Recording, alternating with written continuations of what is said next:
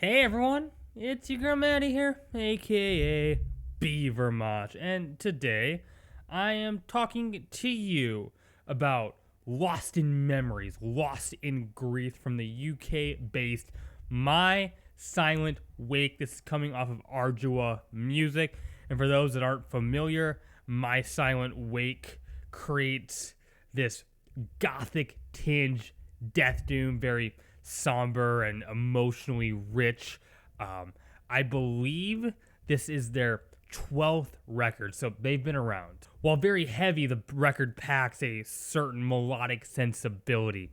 It's very, very mournful, and it kind of communicates that with these fuzzy guitars and operatic vocals. The music is crushing and distraught, but it's filtered through these rich, atmospheric tapestries that can suck you in very quick.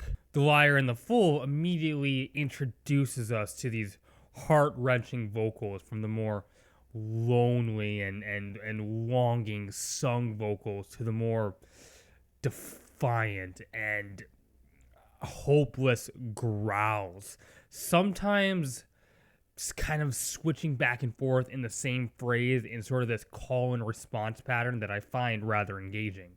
The guitars are brash, they are crushing, but just dripping with this sorrow, exactly the band's intention.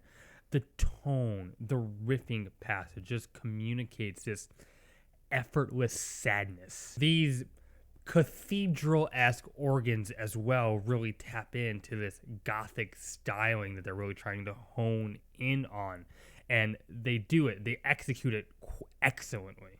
I love the leads the band incorporates on Wolf, really honing in on this dour and mournful sense that this record so strongly communicates, but it's also just beautiful and stunning at the same time. The really dramatic, clean vocals add such a colorful complement to the deathly growls, all working together in a very theatrical performance. On Lavender Garden, we get these big, authoritative doom riffs that are so haunting and so dismal.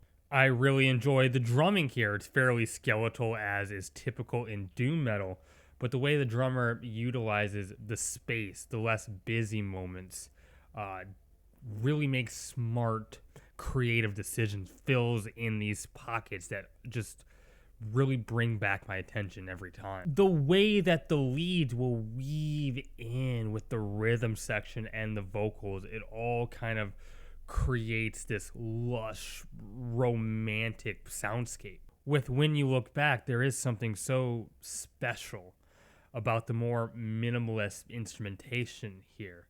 It's very intentional, creates this vast emptiness, this sense of complete loss. But within that turmoil, there are pockets of fine detail, maybe a guitar flourish here, some sparse organs, a cymbal run, really filling in those spots with a lot of attention to detail. And it makes it really worthwhile to just kind of close your eyes to while you listen. The bridge here with these distraught, clean vocals, so emotive. It's a real tearjerker that's really well performed, but slowly within that, these whispered vocals kind of creep in. It's actually kind of scary, but also gives you goosebumps. Another Light is kind of a good pace changer. It's heavier, it's faster. It's definitely more of a death metal oriented track, though with some like electrifying organs in the back to really kind of throw off the death metal thing, but it works. There's even a good old heavy metal solo. This track is well placed in the track listing as a way to break things up a bit. The Last Lullaby is somewhat of a centerpiece for the album at almost 9 minutes long, moving through various sections, starting with a slow kind of operatic intro and gradually moving into a more brutal riff-oriented midsection. This is an album that fully maintains its dour and tormented tone, but they find different ways of communicating, different methods to get that point across. It's cohesive, but diverse. which is a mark of a great record usually when it could pull that off. The guitar riffs aren't overly complex, they aren't flashy, but they really dig in. They are a force. The tone is just so crushing, and they're well performed and well written. The guitar work is just really well done on this record. No Time almost has a funeral doom take to it.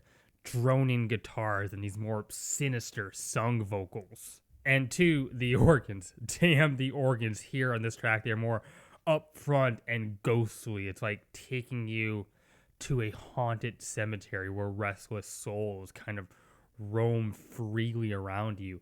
And yet you find this sense of peace with that. The Judges is a strong final cut with an oddly hopeful tone to it, really wrapping things up, bringing closure to the inner demons that this protagonist has been engaging with up until this point. And the guitar melodies here are so hallucinating, pretty, and full of heart, just well done there. You can definitely make comparisons to Anathema and My Dying Bride, and those influences are there, but this is not a direct copy of those bands at all.